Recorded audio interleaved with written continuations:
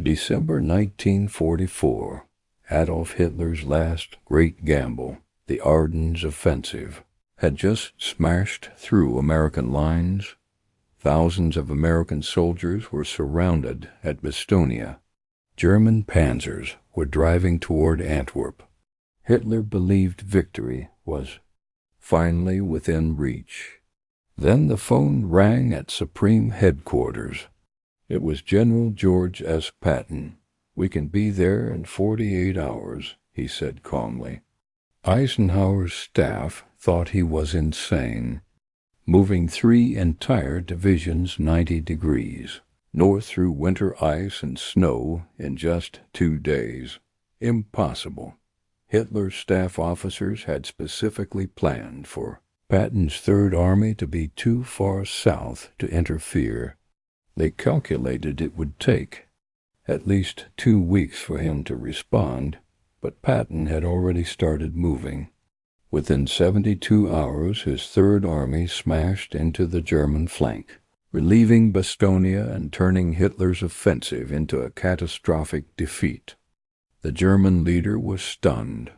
This wasn't just battlefield genius. It was something Hitler and his generals never expected from an American commander. When German intelligence first encountered Patton in Tunisia in 1943, their reports barely noticed him.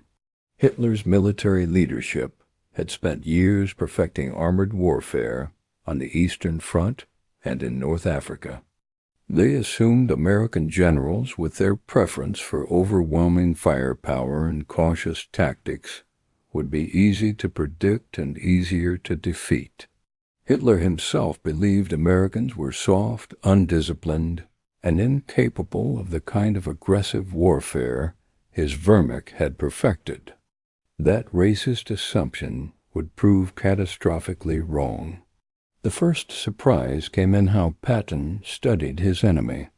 While other Allied commanders focused on their own plans, Patton devoured translated German military literature.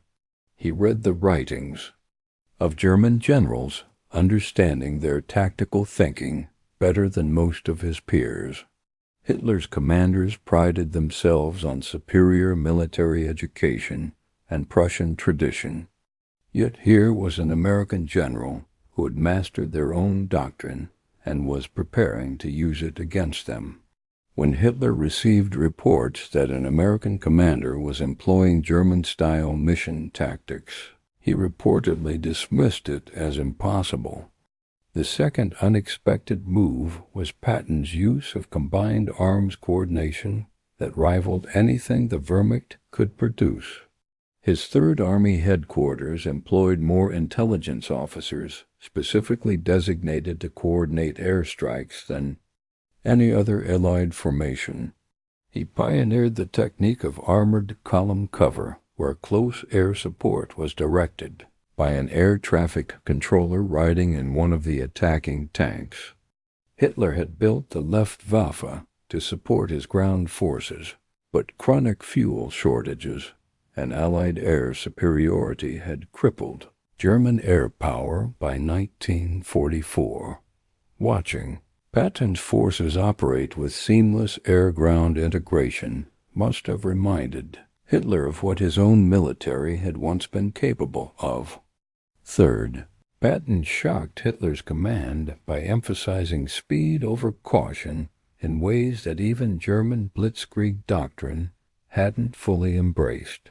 His Third Army covered 60 miles in just 2 weeks during the advance from Avranches to Argentan. Light reconnaissance. Aircraft that normally served as artillery spotters were pressed into intelligence roles because his forces moved too fast for traditional reconnaissance. Hitler had invented lightning war, but Patton perfected it with American resources and relentless aggression. German staff officers reported to Hitler that they couldn't keep track of Patton's movements. By the time intelligence confirmed his position, he'd already moved The fourth surprise was his intelligence operation that seemed almost supernatural. Patton's G2 intelligence officer, Colonel Oscar K.O., briefed him daily with ultra-intelligence intercepts. Before the Battle of the Bulge, K.O. warned that Germans were massing for a major offensive when most Allied commanders dismissed the possibility. Hitler had personally ordered complete radio silence and deception measures for the Ardennes attack, believing it would achieve total surprise. Instead, Patton was already preparing contingency plans. When Hitler learned that Patton had anticipated the offensive and positioned forces to respond, he reportedly flew into a rage, demanding to know how the Americans had discovered his secret operation. The fifth thing Hitler never expected was Patton's logistical innovation that turned supply problems into offensive weapons. Hitler's own forces were crippled by fuel shortages and severed supply lines. Yet somehow this American general kept advancing. Patton's forces seized enemy fuel dumps and ammunition stores, living off captured German resources. His supply echelons moved almost as fast as his combat units, using captured trucks and requisitioned civilian vehicles. Hitler had calculated that Allied logistics would limit their advance. Instead, Patton used his logistics as a competitive advantage. Sixth, Patton employed ammunition expenditure in ways that Hitler, desperately rationing every bullet and shell for his own forces, found incomprehensible. American armor would advance using heavy machine guns to flush out German positions, particularly hidden anti-tank teams. The 50 caliber Browning proved brutally effective at suppressing German infantry. Hitler's forces were operating under severe ammunition shortages, ordered to make every shot count. Meanwhile, Patton's units could afford overwhelming firepower. The contrast between German scarcity and American abundance, wielded by an aggressive commander, was demoralizing for Hitler's troops. The seventh surprise came during the Sicily campaign. Hitler had dispatched German forces to stiffen Italian resistance, expecting a conventional Allied advance. Instead, Patton launched an unauthorized dash up Sicily's western coast, capturing Palermo in a lightning strike that bypassed German defensive positions. Within a week, he had created an entirely new mechanized corps and pushed it over 100 meters. Hitler's staff had planned for methodical Allied advances they could counter. Patton's improvisational speed made their defensive plans obsolete before they could be implemented. Eighth, Patton's role in the D-Day deception operation personally infuriated Hitler. As the fake commander of the 1st United States Army Group, Patton appeared at carefully staged events in southeastern England. Hitler's intelligence services, considering Patton the most dangerous Allied commander, convinced their leader that the main invasion would come at Bastogne.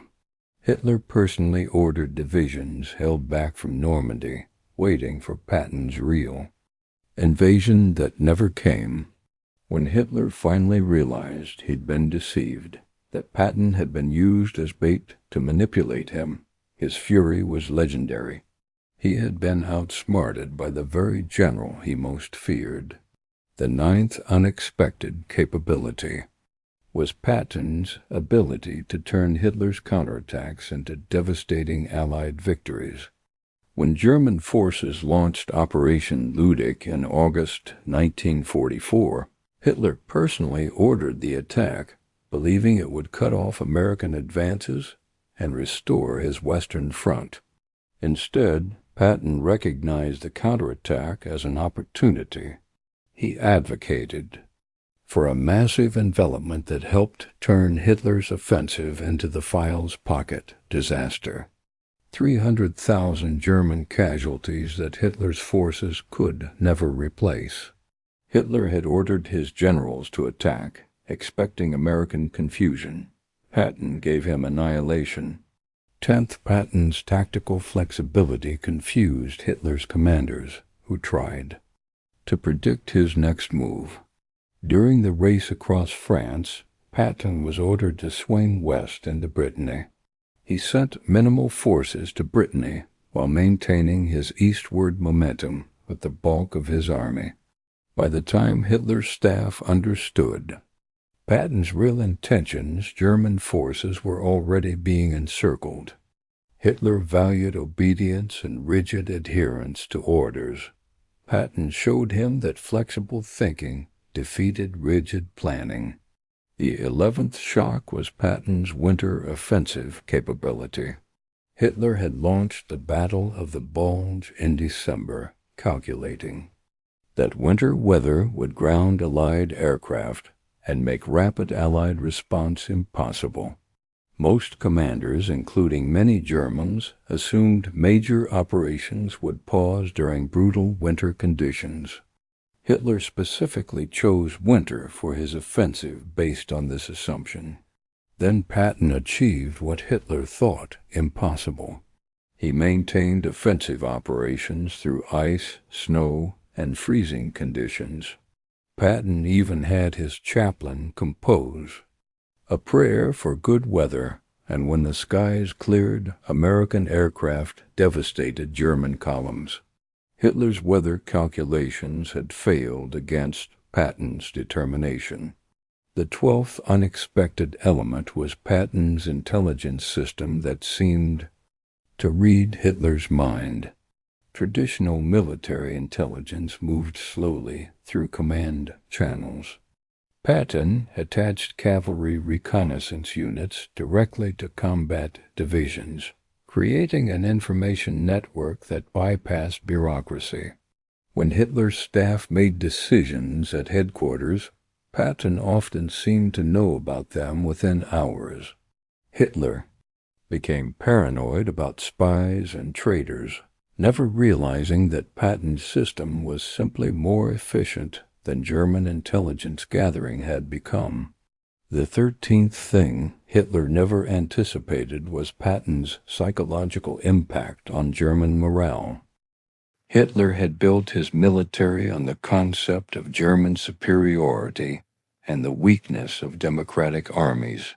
Yet German frontline soldiers began to fear facing Patton's units specifically. Captured German officers admitted their troops' morale collapsed when they learned Patton's army was approaching. Hitler's ideology insisted Germans were superior warriors. Patton's reputation proved that wrong. One German commander reported to Hitler that his men were surrendering rather than face Patton's forces, a humiliating admission that contradicted everything Hitler's propaganda claimed. 14th, Patton's crossing of the Rhine River in March 1945 demonstrated audacity that caught Hitler completely off guard. While British forces prepared a massive crossing with thousands of artillery guns, Patton quietly crossed at Oppenheim without preliminary bombardment. Just soldiers and boats rowing silently across in darkness. Hitler had ordered the Rhine defended at all costs, believing it would delay the Allies for months.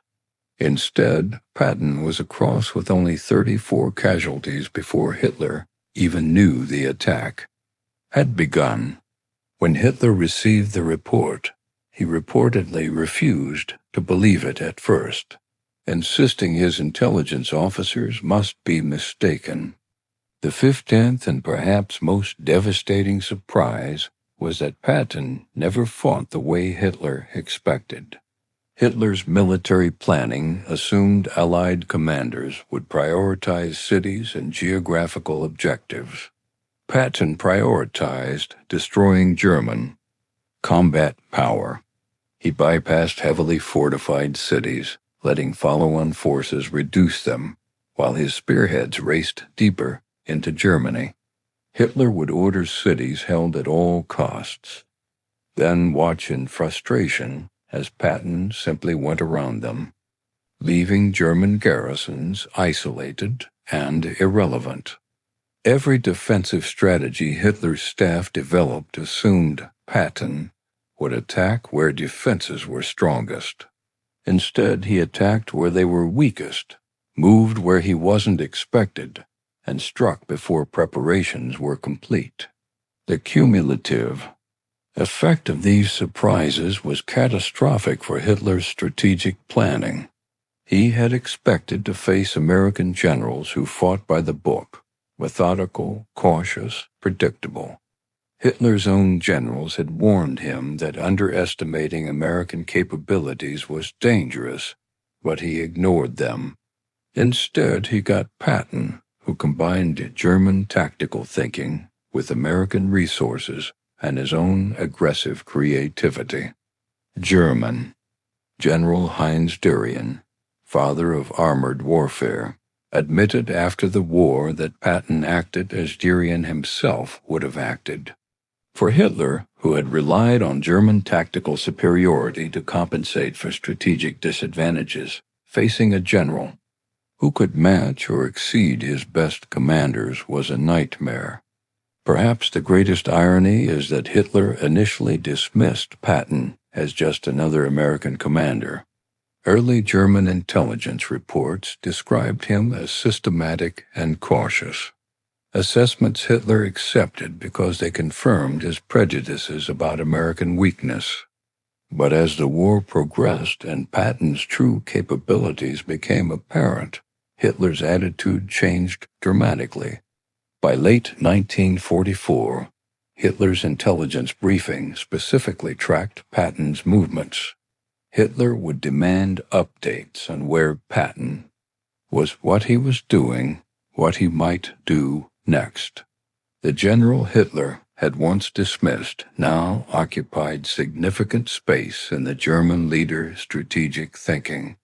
The Battle of Aricourt in September 1944 illustrated why Hitler learned to fear Patton. German panzer brigades equipped with superior Panther tanks attacked expecting easy victory.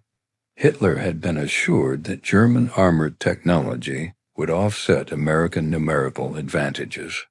Instead, American training, reconnaissance, and coordination resulted in devastating German defeat.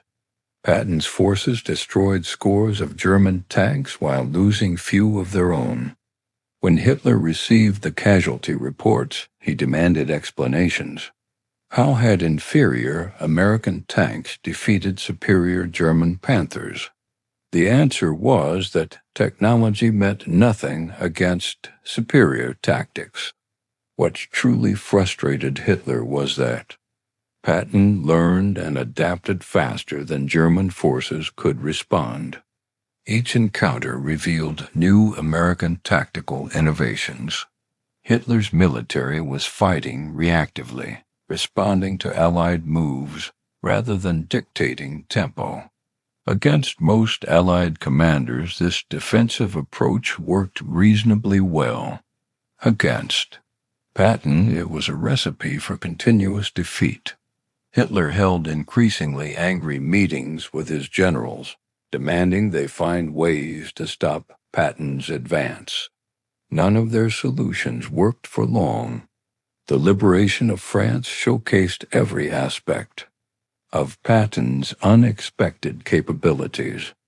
In just over 3 months, his forces advanced from Normandy to the German frontier, over 400 meters. They fought and won dozens of engagements, liberated countless towns, and inflicted irreplaceable losses on German forces. Hitler threw fresh panzer brigades, new divisions, and fortified positions at Patton's advance. Nothing stopped him for long.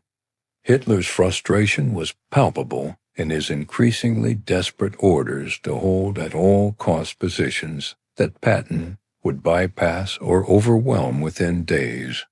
When Patton finally paused at the Moselle River in September, it wasn't because Hitler's forces had stopped him. It was because Allied logistics temporarily caught up with his ambition. Hitler's staff briefly celebrated, believing they had finally contained the American general. That celebration ended when Patton resumed his offensive with reinforced power, smashing through German defenses Hitler had believed were impregnable. The ultimate measure of Patton's impact on Hitler's war wasn't just territory conquered or casualties inflicted. It was the fear and frustration he caused in Hitler's headquarters. After the war, German generals who had faced Patton universally acknowledged his skill. They called him the most aggressive Allied commander, comparing him favorably to Germany's best generals. These weren't compliments given lightly. They were acknowledgments that Patton had shown Hitler something he never expected, an American general who could not only match German tactical skill, but often exceed it. In the end, what Hitler never expected was that an American general would master armored warfare so completely that he would turn German doctrine against them. Hitler had built his empire on military superiority and the belief that democratic societies couldn't produce warrior leaders. Patton demolished that assumption. The 15 surprises Patton delivered weren't accidents. They were the result of a military mind that refused conventional limitations and constantly sought new ways to outthink and outmaneuver the enemy. Hitler had expected to face soldiers. Instead, he faced Patton, and that made all the difference in destroying the Third Reich.